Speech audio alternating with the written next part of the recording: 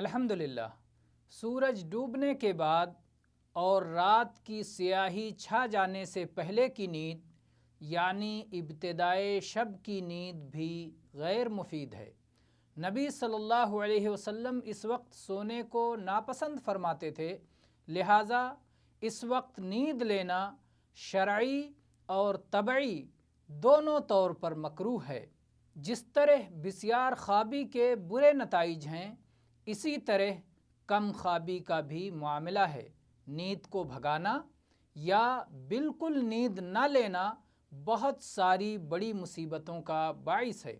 اسی سے بدمزاجی اور خشک مزاجی پیدا ہوتی ہے، طبیعت بگڑتی ہے، فہم و ادراک اور حرکت و عمل کے لیے مددگار رطوبتیں خشک ہو جاتی ہیں، ایسی تباہ کن بیماریاں جنم لیتی ہیں جن کی بنا پر انسان اپنے دل اور جسم سے استفادہ سے محروم ہو جاتا ہے۔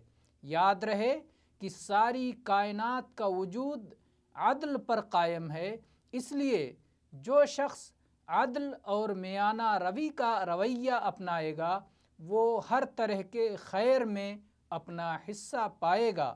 اللہ ہی سے مدد کی طلب ہے۔